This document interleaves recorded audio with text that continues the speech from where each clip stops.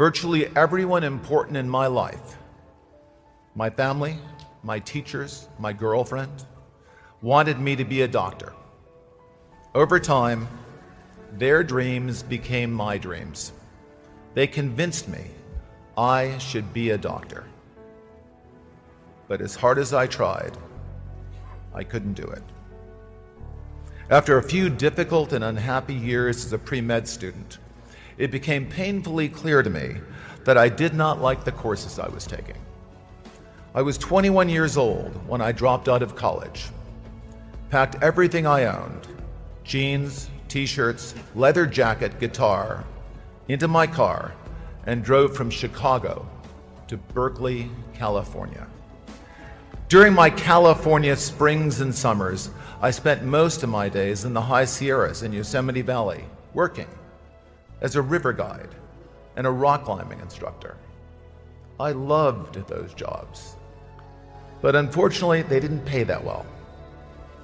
So I also got a job working a couple of days a week as a computer programmer back in Berkeley. I had learned to program in college. I didn't love programming, but it was fun and I was good at it.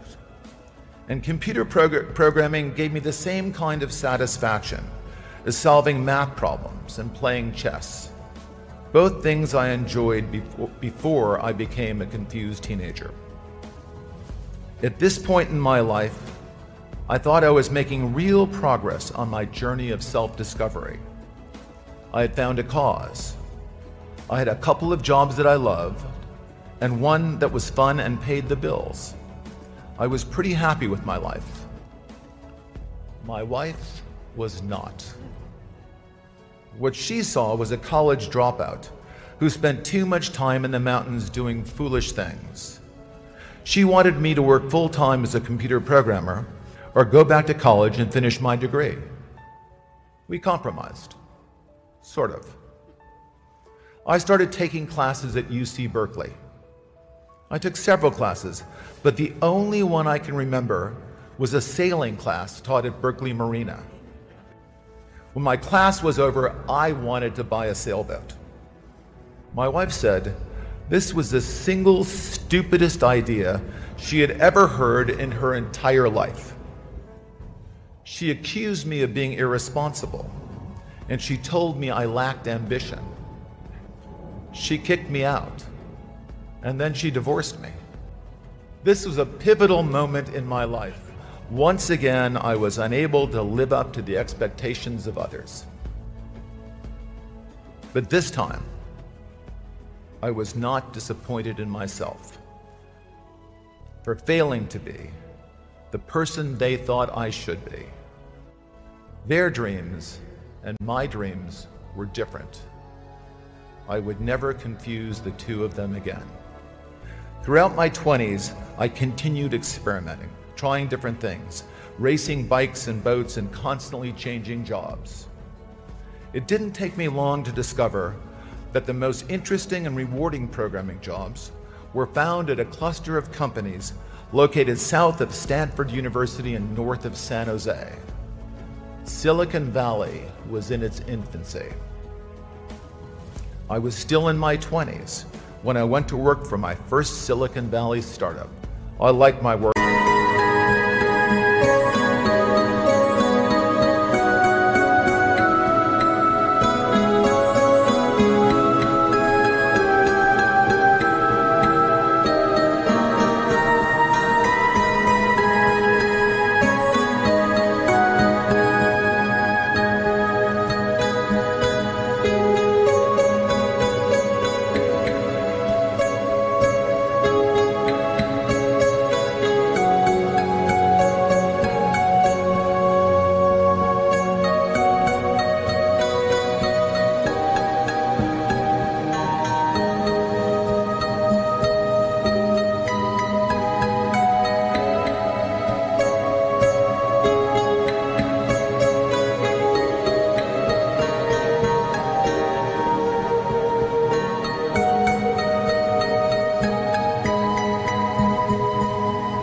Most of the time, but I didn't love it. I searched and I searched, but I just could not find a software engineering job. that I loved as much as I loved sailing.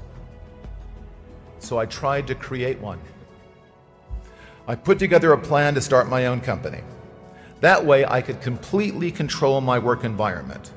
I would hire the most talented programmers I knew, and we would all work together on the most interesting and challenging software projects.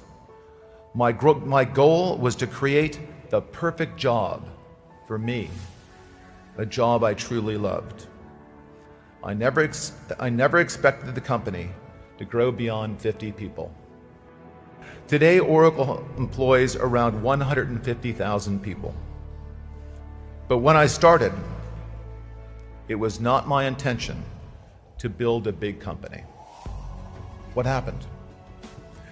Well, at first, we did exactly what we set out to do: hire the most talented software engineers in Silicon Valley. We assembled an all-star team of gifted programmers who were among the best in the world at what they did. That team, plus one crazy idea.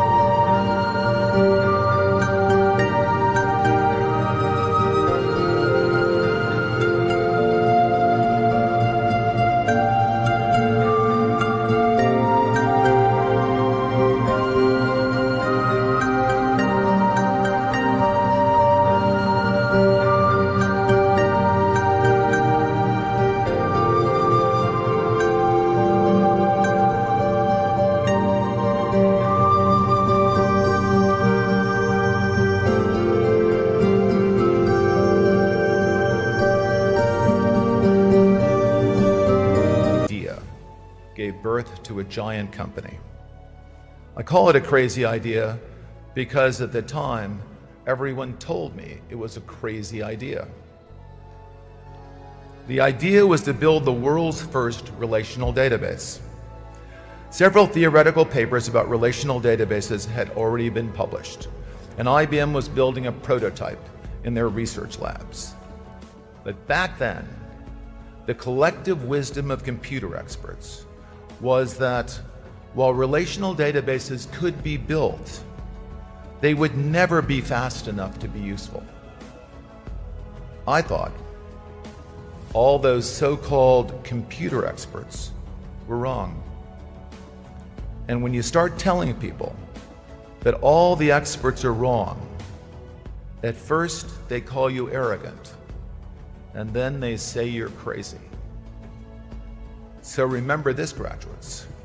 When people start telling you that you're crazy, you just might be onto the most important innovation in your life.